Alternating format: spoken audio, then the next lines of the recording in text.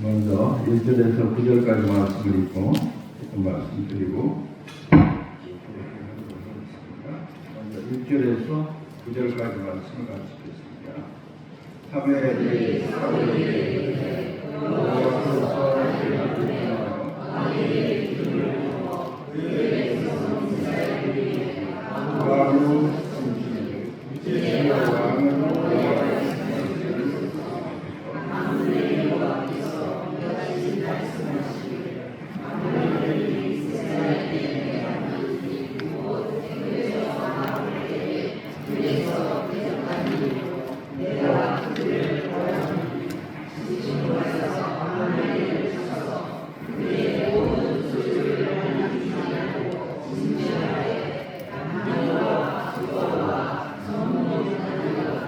우양과 낙과 나이를 수행하는 사울이 백성을 대적하고 그들을 세우니 노예의 20만 유다 사람이 남으니라. 사울이 아말렉에게로 열자리를 쫓겨오니 사울이 전 사람에게 떠나가라. 그들과 함께 너희를 멸하게 될까? 이스라엘 모든 자손이 애굽에서 돌아올 때 너희가 그를 섬겨야 하느냐. 이에 진 사람이 아말렉 사람 중에서 떠나니라. 사울이 갈레아에서부터 애굽 학생에 이르기까지 아말렉 사람을 치고 아말렉 사람의 왕 아각을 사로잡고 하나님으로 이 모든 백성을 전멸하였으니 자기와 백성이 아각과 양과 소여 가장 좋은 것 또는 있는 것과 있는 양과 모든 좋은 것을 남기고 진멸하기를 절교하지 않고 가치 없고 사치하는 것을 진멸을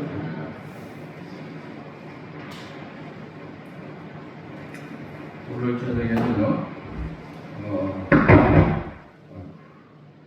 예단을 박탈당한 예단을 시행하는 말씀을 드리고자 합니다. 주일에 2번 금메달리스트에 대해서 말씀드립니다.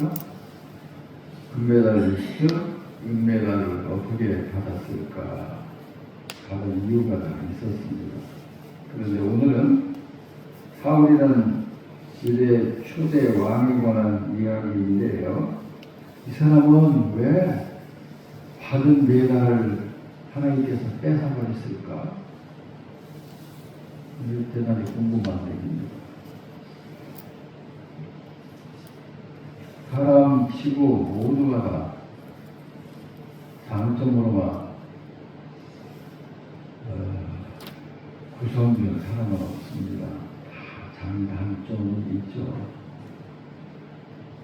그런데 인생을 경주라고 볼 수가 있어요. 히브리서 12장 1절에 의하면 분명히 우리들의 오늘의 삶은 우리보다 먼저 살다가 하늘나라 가신 수많은 믿음의 선배들이 헤아릴 수 없이 많은 믿음의 선배들이 구원받은 선배들이 어마어마하게 큰 그 규모를 상상할 수 없을 정도로 그 스타디움에 앉아서 이제 그 그라운드에서 우리가 달리고 있는 우리들을 보고 우리들을 응원하신다고 분명히 말씀하고 있습니다.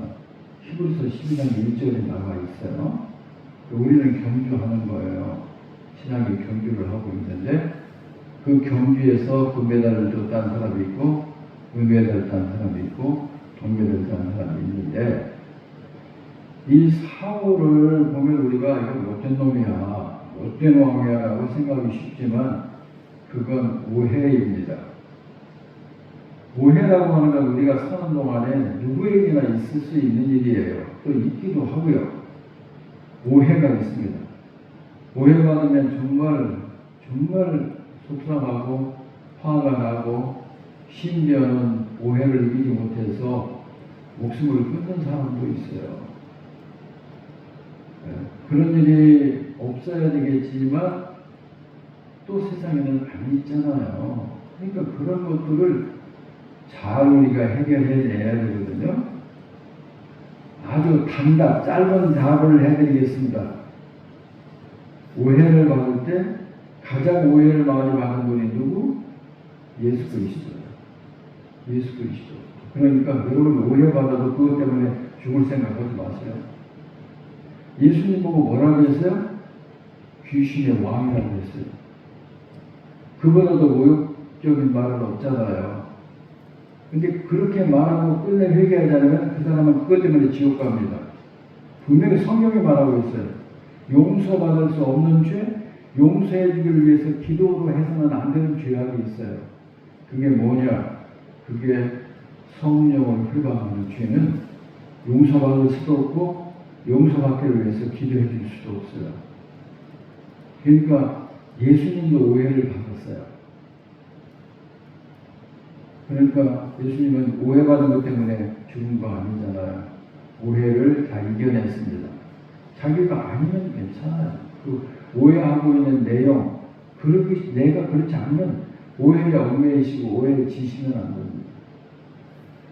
우리가 사울에 대해서 너무나 많은 오해를 하고 있어요. 사울 왕에 대해서. 사울 왕에 대한 초기의 내용은 사무엘상 9장과 10장에 나와요. 우선 그 말씀을 들어야만 우리가 왜 메달을 박탈당했는지를 알 수가 있어요. 한 인물에 대해서 이렇게 성경 2장을 기록하며 그 인물이 어떤 사람이라고 하는 것을 설명하고 있는 인물이 성경에 많지 않아요. 많지 않아요. 그러면 왜 사무엘상 9장 10장에서 이 2장 전부를 어떻게 사울을 위해서 활약하고 있느냐? 그건 너무나 훌륭한 사람이었어요. 그래서 이 사람이 메달감이 되기 때문에 왕이 된 거예요. 그러면 이제 다 읽을 수 없으니까 내용을 몇 가지 말씀드리겠습니다. 사울의 아버지가 기스라고 하는 사람인데 베냐민 족속이고 유력한 사람이었어요. 그런데 어느 날은 그가 암나비들을 잊어버렸어요. 그래가지고 아들 사울을 불렀어요. 사울을 불러서 아들아, 내가 암나비의 말을 잊어버렸다. 그러니까 네가 종 하나를 데리고 가서 그 암나비를 찾아가야 되겠다. 그랬어요. 요즘 생각하면 암나비가 뭐가 그렇게 대단할까 그러는데 안 그렇습니다. 그 당시에 암나비 또는 나비, 특별히 암나비는 더 순나비보다 값이 나갔는데 나귀는 부와 재산의 상징이었어요. 나귀가 왜 그러냐? 나귀는 교통수단이었어요. 예수님도 나귀 타고 다니셨죠? 대부분 선지자들이 나귀를 타고 다녀서 교통수단이었어요. 두 번째는 운송수단이었어요. 물건을 운반할 때 나귀는 말보다 말을 잘 듣고 힘이 세요. 등치는 작은데 힘이 세서 그는 아주 유명한 동물이었습니다. 세 번째로 농사를 짓거나 타작할 때 맷돌을 돌릴 때 나귀를 사용했어요. 그래서 농사 짓는데 정말 필요한 짐승이었습니다. 그리고 네 번째, 이것은 무역하는 데 있어서도 고가의 상품으로 취급되었습니다. 그러니까 왜 나귀 여러 마리가 암나귀들이 도망쳤는데 잃어버렸는데 찾아오라. 그래서 이 기스의 아들 사울은 청년 시절에 자기 종과 더불어서 3일 동안 그 부모를 샅샅이 비쳤어요. 사흘 동안. 그래도 찾을 수가 없었어요.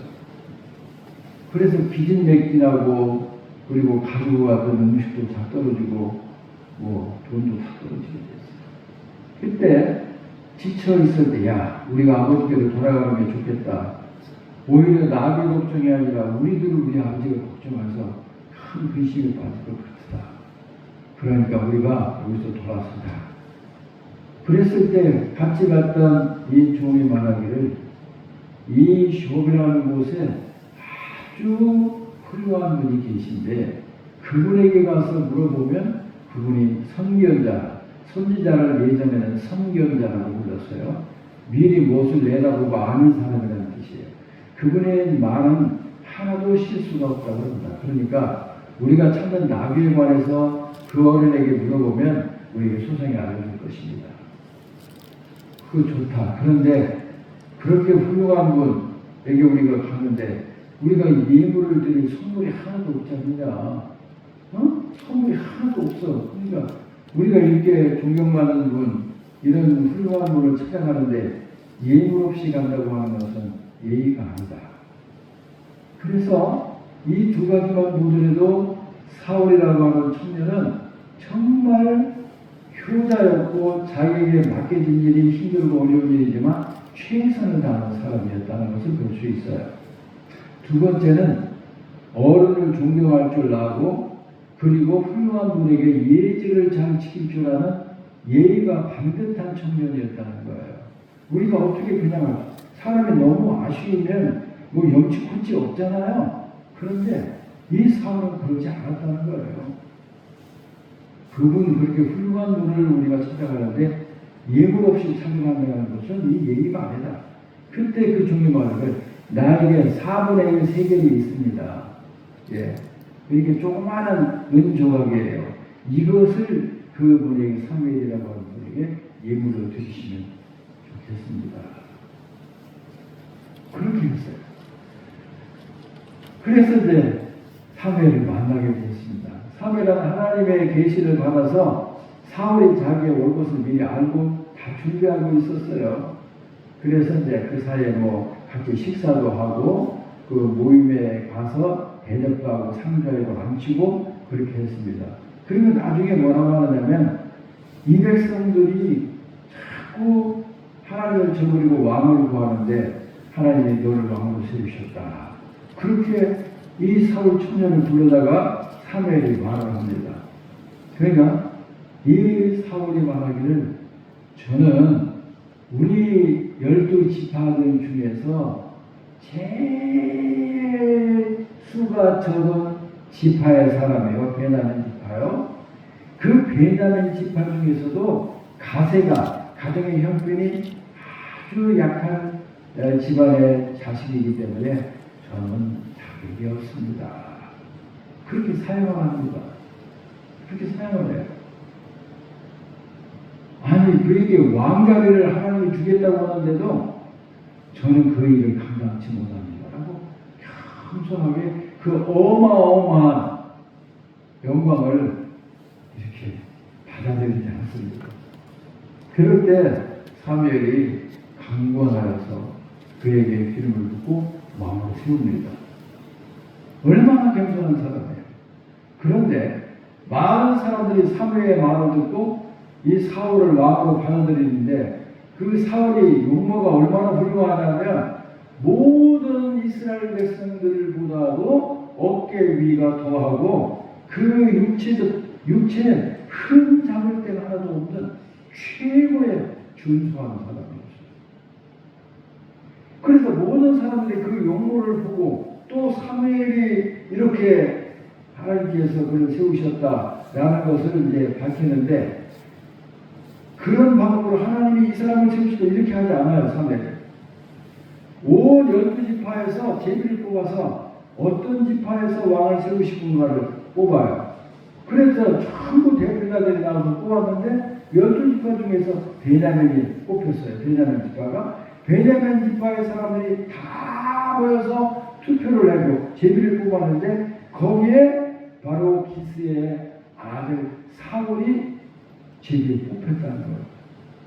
그러니까 아무도 불평할 수 없잖아요. 그런데도 불구하고 그는 이제 왕으로 결정이 돼서 그분에게 그 사람에게 이제 왕자를 줘야 되는데 아무리 찾아도 없는 거예요. 이 사울이. 그래서 막 이리 찾고 저리 찾고 하는데 아무래도 찾을 수 없는데 하나님이 사무엘에게 말씀하세요. 사울이 저기 보따리 중인데 그 사이에 숨어 있다. 그러니까 거기서 사울을 찾아오라. 자기가 왕으로 결정된 것을 알고도 보따리 속에 숨어 있어서 나오지 않고 있는 그렇게 겸손한 사람이 사울이었어요.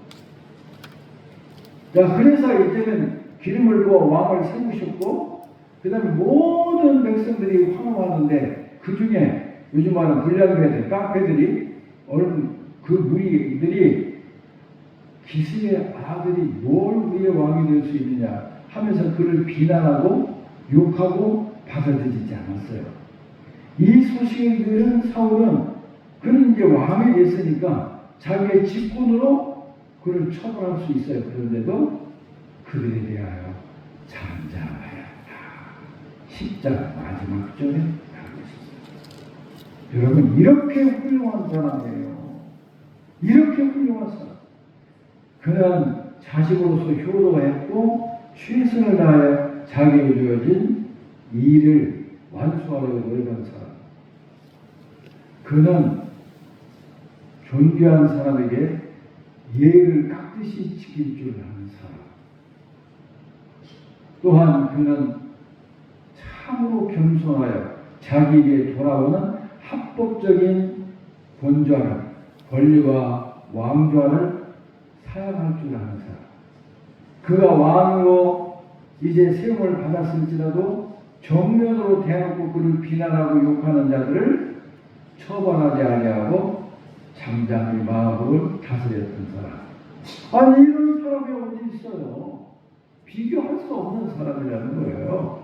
그러니까 이 사람의 한 사무엘상 9장과 10장을 보면 이건 정말 금메달이에요. 그런데 어떻게 해서 금메달을 뺏겼느냐. 우리가 15장으로 넘어와서 보면 이유가 나오는데 오늘 우리가 읽었습니다. 하나님께서 사무엘을 통하여 사울에게 말씀하십니다. 가서 아말렉을 전부 쳐서 전부 그냥 짐승으로부터 시작하여 사람들 모두를 다 죽여 없애라고 했어요. 왜 그렇게 잔인하게 하셨는가 옛날에도 여러 번 설교해서 하실 거예요. 이것을 거룩한 전쟁이라고 불러요. 이것만 모르면 하나님처럼 잔인한 분이 없잖아요. 우리나라에는 무슨 죄가 있어? 노인들이 무슨 죄가 있어? 노인들은 죄가 있다고 칩시다. 더 많다고 칩시다. 그러나 어린아이들이 이건 하나님의 거룩함을 나타내는 거예요. 이스라엘 백성들이 가나안 땅의 타락한 백성들과 합하게 되면 반드시 그들이 죄에 더럽혀질 것을 아셨기 때문에 완전히 악을 제거하라는 의미에서 그렇게 하신 거란 말이에요. 그래서 이제 사울이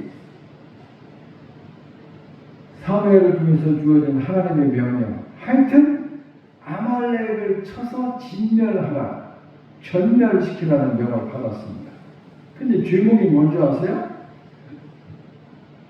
이스라엘 백성들이 출애굽해가지고서 이제 가나안 땅으로 들어가는 도중에 이 아말렉이라고 하는 이 에서의 자손들인데 그 길을 좀 우리가 사용하겠다. 왕의 도로라고 하는 도로를 사용하겠다.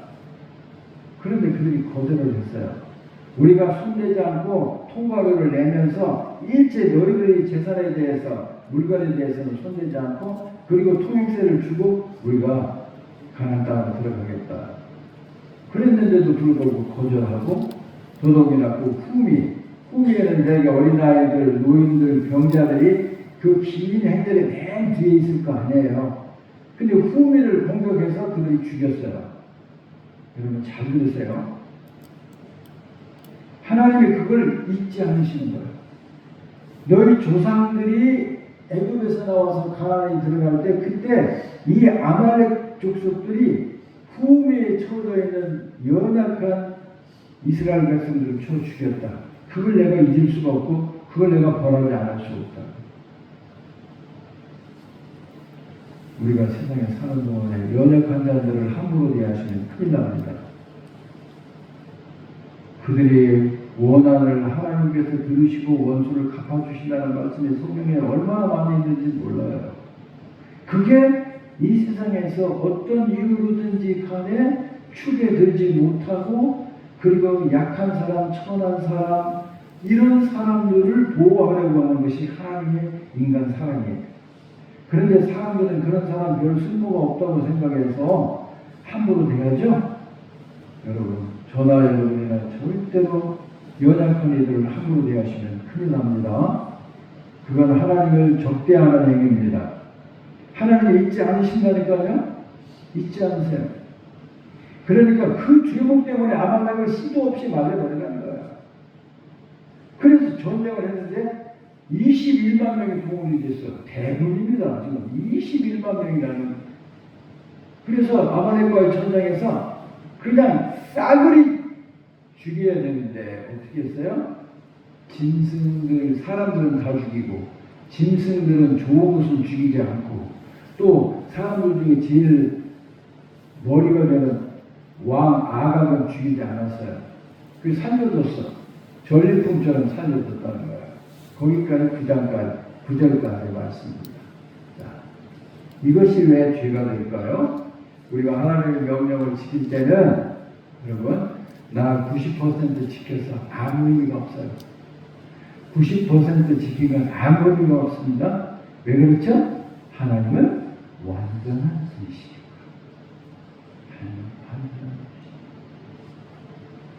그래도 나는 많이 지켜서 아니요. 많이 지킨 건 전혀 없어요. 하나님 우리에게 기대하시고 원하시는 거 기다리시는 것은 우리가 완전하게 되는 거예요. 아유, 그 집사님만큼만 되면 됐지 뭐. 아, 인간인데 어떻게 그렇게까지 될 수 있어? 이게 바로 사탄의 얘기예요. 그런 걸 거절하셔야 됩니다. 그래서 하나님의 명령을 일부는 지켰어. 뭘 지켰어? 사람 죽였어. 근데 하나 남겨뒀어? 그놈을 죽여야 되잖아. 다 죽이라고 해서는 아말렉의 왕을 먼저 죽여야 되잖아. 그놈을 살려주고 자기가 전쟁에 승리했다는 기념품처럼 생각하는 거예요. 이게 이런 숨은 마음을 하나님은 꿰들고 계셨다는 거예요. 그리고 나쁜 짐승들, 그 살주고 좋고 그런 소와 또는 양과 염소는 안 죽였어. 이게 일부만 지키고 일부는 제멋대로 안 지킨 거예요. 이게 하나님 앞에 큰 죄가 된 거예요. 그래서 메달을 뺏긴 거예요. 자, 다시 9절부터 읽습니다. 여호와의 말씀이 사무엘에게 임하시니라. 이르시되 내가 사울을 왕으로 세우니 후회하노니 그가 일어서서 날 따르지 아니하며 내 명령을 아니하였습니다 하시니라. 사무엘이 근심하여 사무엘이 사울을 만나려고 아침에 일찍이 일어났더니 어떤 사람이 사무엘에게 말하여 이르되 사울이 갈멜에 이르러 자기를 위하여 기념비를 세우고 갈길을 돌려 길갈로 내려갔다 하는지라. 사무엘이 사울에게 이른즉 사울이 그에게 이르되 원하건대 당신은 여호와께 복을 받으소서. 내가 여호와의 명령을 행하였나이다 하니 사무엘이 이르되 그러면 내 귀에 들려오는 이 양의 소리와 내게 들리는 소의 소리는 어찌 되느니까 하니라. 사울이 이르되 그것은 우리가 아말렉 사람들에게서 끌어온 것인데 백성이 당신이 하나님 여호와께 제사하려 하여 양들과 소들 중에서 가장 좋은 것을 남기며 그 외의 것은 우리가 진멸하였나이다 하는지라. 사무엘이 사울에게 이르되 가만 계시옵소서. 간밤에 여호와께서 내게 이르신 것을 왕에게 하라리라 하니 그가 이르되 말씀하소서. 거기까지. 자, 그러자 이제 불순종의 증거를 사무엘이 이제 잡았습니다. 다 없애면 좀 조용해야 될 텐데 여기 지금 소와 양의 염소의 울음소리가 들리는데 이건 어떻게 된 겁니까? 그에게 기회를 준 거예요. 근데 이 사울왕이 변명하기 시작합니다. 그거요? 그건 우리가 하나님께 제사 드리려고 좋은 것만 남겨두고 나머지는 다 신경 안 씁니다. 그렇게 이야기합니다. 그게 우리들이 주로 많이 했던 방법이잖아요. 하나님의 말씀을 그대로 지키지 않고 더 좋은, 하나님보다 더 좋은 아이디어, 더 좋은 방법이 있는 것처럼 이렇게 말하는 거예요. 이렇게 말할 때 하나님이 말한 것을 하나님은 우습게 되죠. 그죠? 하나님이 이렇게 하라고 했는데 이건 우리는 더 좋은 방법으로 하나님을 위하려고 합니다고 했으니 하나님보다 자기네가 더 지혜롭다는 얘기 아니에요. 하나님을 몸통불처럼 취급하는 거예요. 하나님을 우롱하는 뜻이죠. 자, 그러니까 사무엘이 그래요.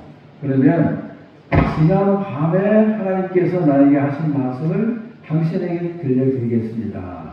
이렇게 합니다. 자, 그 다음 17절부터 읽습니다.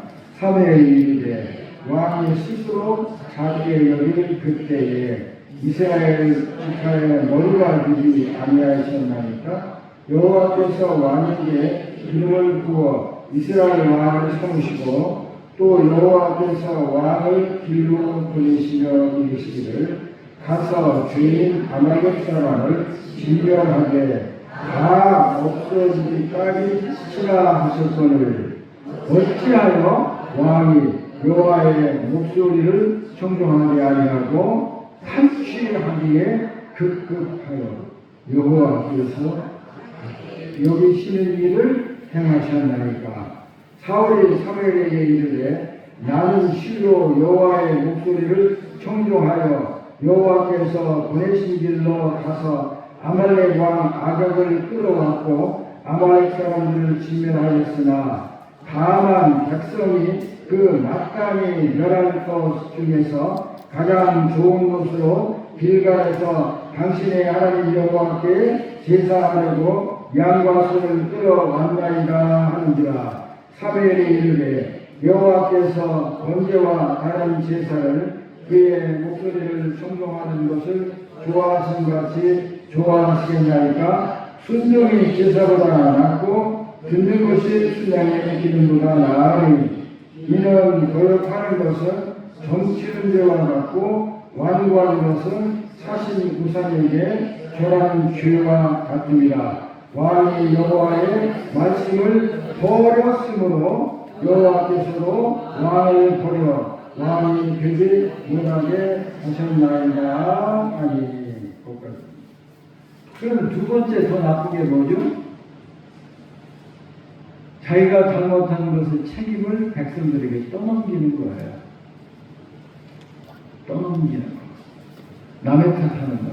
이게 정말로 비열하고 추잡한 짓이에요. 이미 다 들통에 났는데 끝까지 한번 해보려고 하는 거예요.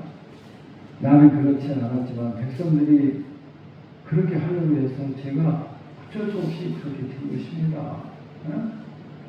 그러면서 이 유명한 말씀 25절에 이게 뭐 모르는 사람이 어쩌고 그러시던이라고 치면 하나님께서 뭘 좋아하시겠습니까? 제사라고 하는 예배 형식이겠습니까? 하나님의 말씀에 순종하는 것이겠습니까? 오늘날도 마찬가지입니다, 여러분.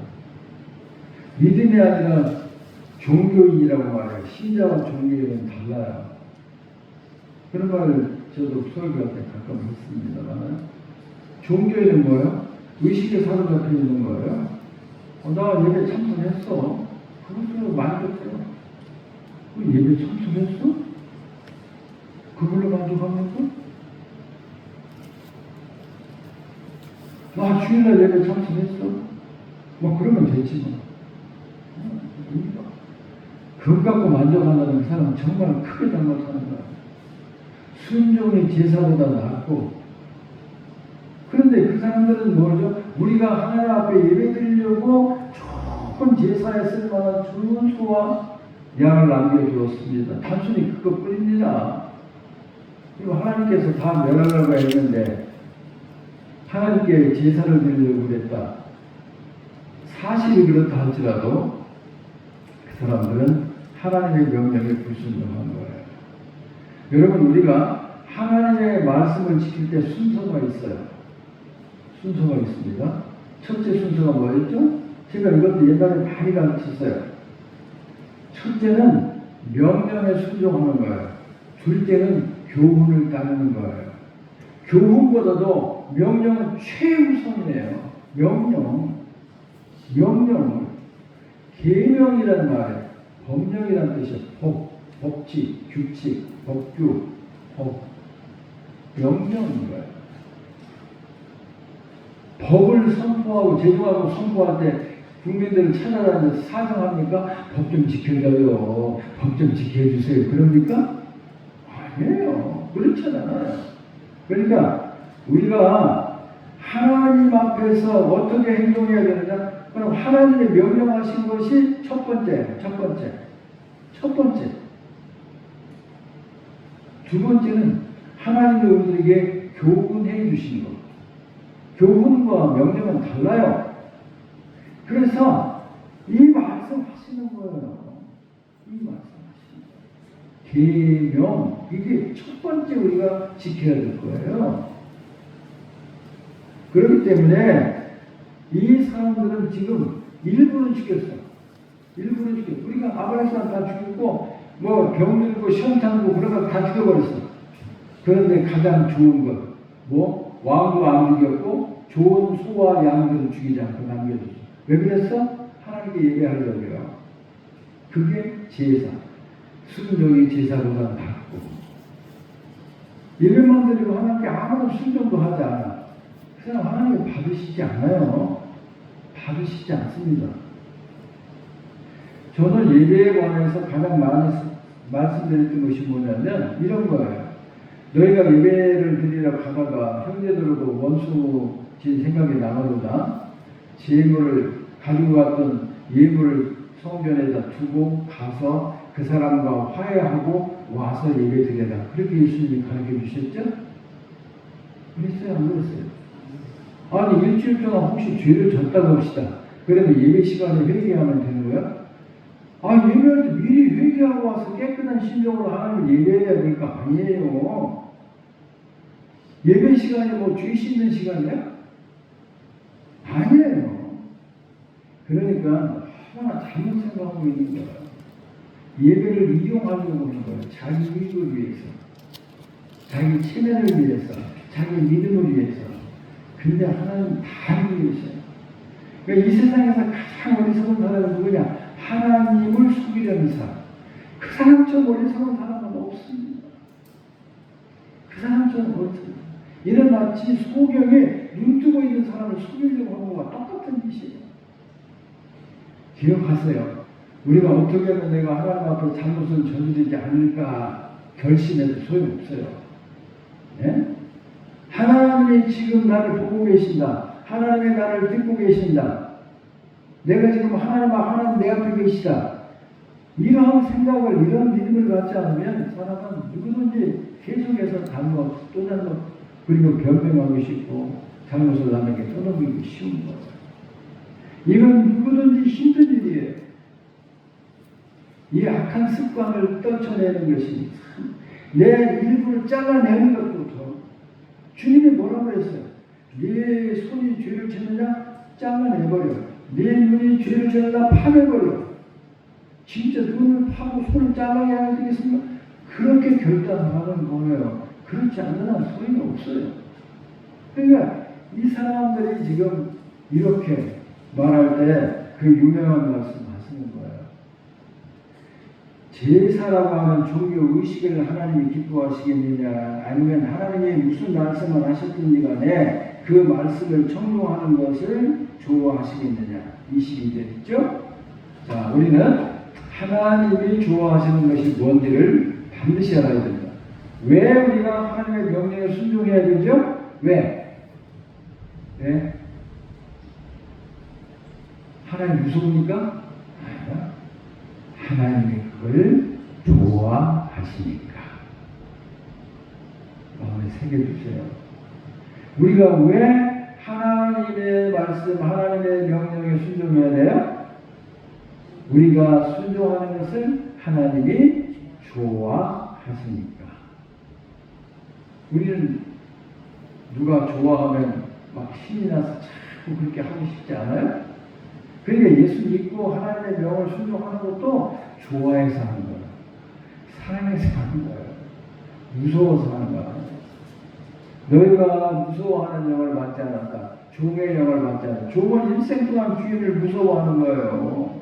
종이 자기를 봐도 무섭고 안 봐도 무서워. 무슨 화가 나셨나? 보면 나에게서 무슨 책망을 꾸짖으려고 그러시나? 종은 일생 동안 두려움 속에 살아요. 그래서 성경에서 가장 많이 말씀하는 거 적어도 366번이라고 내가 확인해 보지는 않았으나 두려워하지 말라, 무서워하지 말라가 성경에 366번 나왔다고 그래요.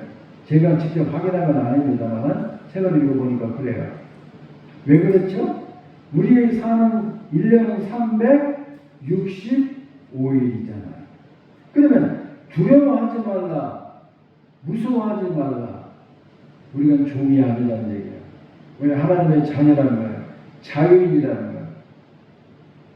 그리고 요한일서에서는 사랑하지 않으면 두려워하느니라. 사랑이 없으면 두려워. 그러므로 오늘 우리들은 하나님이 진짜 원하시는 것은 종교의식이 아니구나. 그리고 진짜 하나님에게 순종하는 것이다. 완전하게 순종하는 거다. 내가 대충 생각해서 나 그건 하나님은 뭐 괜찮으실 거야. 사람은 그럴 수 있어요. 사람은 내가 정말 힘을 다하는 이밖에 안 됩니다. 그러면 그래요. 정말 애쓰셨네요. 그런데 하나님은 그냥 하나님 아무리 해도 이밖에는 못하겠어요. 그냥 받으시고 양해해 주세요. 안 통합니다. 하나님 그렇게 하실 수가 없어요. 하나님을 그렇게 무너뜨리려고 하지 마시고 하나님을 그렇게 유혹하지 마세요. 그래서 순종의 제사보다 낫다는 것, 하나님의 말씀을 듣는 것이 아주 좋은 짐승의 기름을 태워드리는 것보다 더 하나님이 좋아하신다는 거 잊지 마시길 바랍니다. 그런데 이자가 그렇게 했다는 거예요. 이 사람이. 자, 24절부터 35절까지 읽습니다. 사울이 사무엘에게 이르되 내가 범죄하였나이다. 내가 여호와의 명령과 당신의 말씀을 어긴 것은 내가 백성을 두려워하여 그들의 말을 청종하였음이니이다. 청하노니 지금 내 죄를 사하고 나와 함께 돌아가서 나로 하여금 여호와께 경배하게 하소서 하되 나는 너와 왕과 함께 돌아가지 아니하리니 이는 왕이 여호와의 말씀을 버렸으므로 여호와께서 왕을 버려 이스라엘 왕이 되지 못하게 하셨음이니이다 하고 사무엘이 가려고 돌아설 때에 사울이 그의 겉옷자락을 붙잡음에 찢어진지라 사무엘이 그에게 이르되 여호와께서 오늘 이스라엘 나라를 왕에게서 떼어 왕보다 나은 왕의 이웃에게 주셨나이다. 이스라엘의 지존자는 변개함이 없으시니 그런 사람이 아니시고 결코 변개함이 없으시니라 하니 사울이 이르되 내가 범죄하였을지라도 이제 청하옵나니 내 백성의 장로들과 이스라엘 앞에서 나를 높이사 나와 함께 돌아가서 내가 당신의 하나님 여호와께 경배하게 하소서 하니라. 이에 사무엘이 돌이켜 사울을 가는데 사울이 여호와께 경배하니라. 여러분 갈수록 추악해지는 거예요. 이 점에 와서는 정말 실망합니다. 내가 주께 범죄하였나이다. 내가 나를 용서하시옵소서. 그렇지만 백성들 앞에서 내 체면을 세워주시옵소서. 그러니 왕 사무엘이 나와 함께 동행하셔서 하나님께 예배드리게 하소서. 아이고 부럽질 않나요? 부럽질 않나요? 체면, 왕의 체면, 왕의 의심 좀 세워달라. 좀 부럽진 않나요? 가장 사람이 구역질 날 때가 이럴 때예요. 이게 누구예요 지금? 하나님의 대리자가 온 거예요. 대언자가 와서 분명히 나는 당신과 함께 가지 않겠어. 그랬더니 얼마나 매달린 게 옷을 다 찢었어. 옷이 다 찢어졌어. 왜 그렇게 했어요? 정말 회개했습니까? 회개하지 않았어요. 백성들 앞에서 장로들 앞에서 내 체면을 좀 세워주세요. 이런 더러운 인간, 더러운 생각. 특별히 우리 한국인들 체면.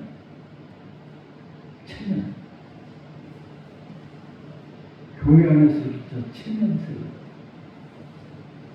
진실을 숨기고 이런 짓을 하면 안 되죠. 아주 왕이 되기 전까지는 정말 왕이 지기시 그때까지는 정말 훌륭한 사람, 매달간 근대할 거예요.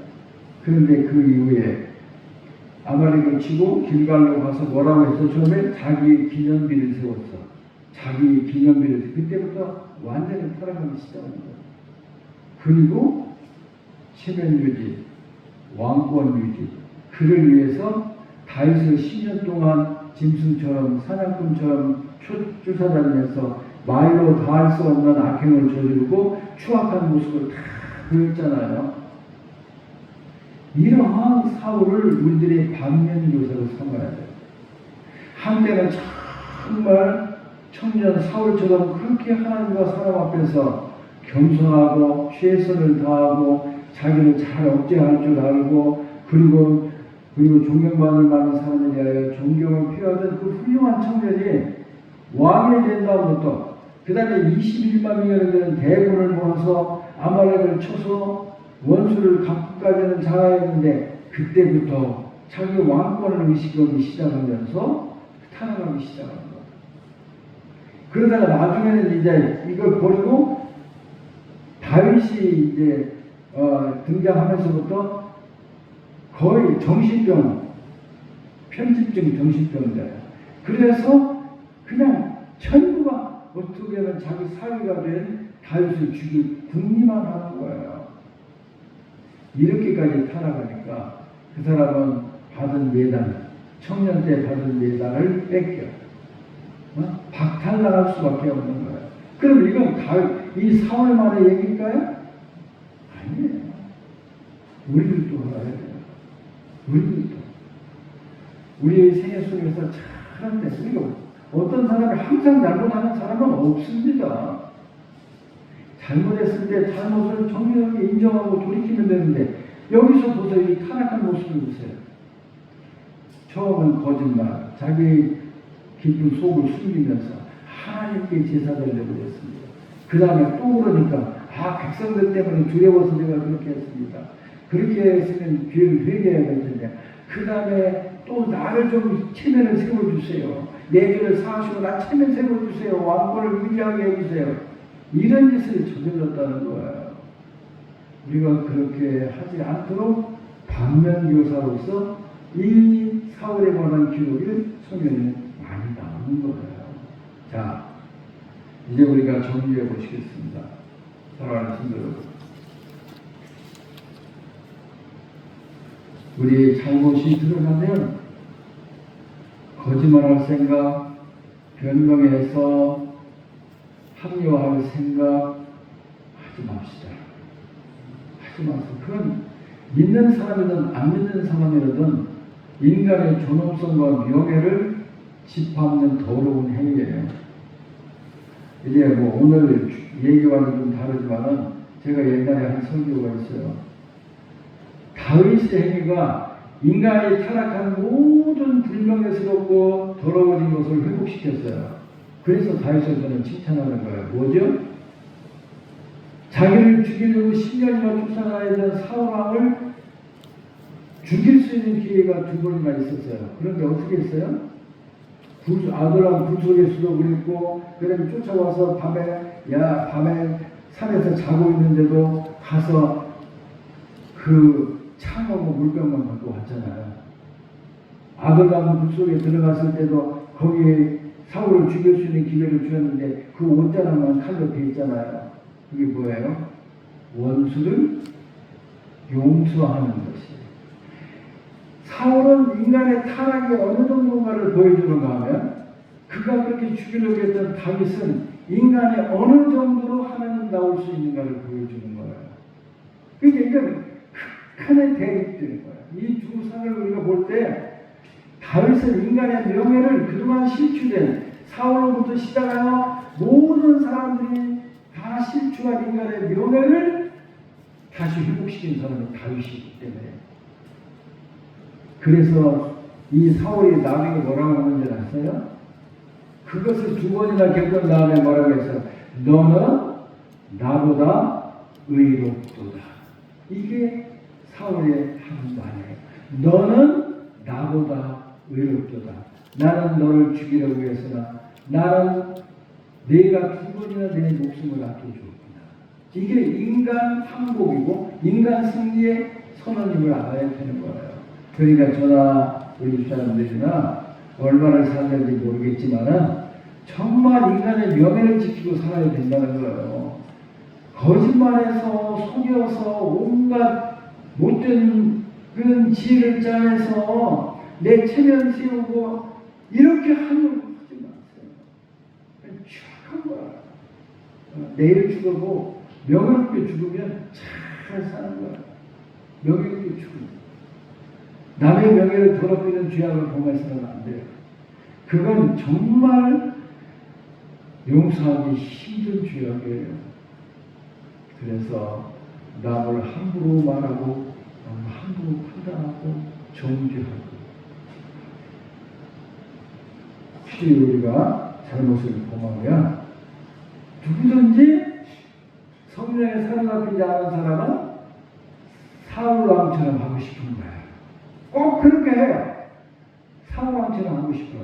그러니까 혹시라도 그런 경우가 발생한다면 사울을 기억하세요. 나는 사울 같은 사람이 되면 안 되지. 그렇게 인간을 비참하게 인간의 명예를 짓밟고 타락하고 불명예스러운 인간은 난 죽으면 죽었지 될 수는 없지. 그러면서 억제하시고 정말 명예로운 삶을 살거나 회복하는 저와 우리 성도들이 되시기를 주의 이름으로 축복합니다.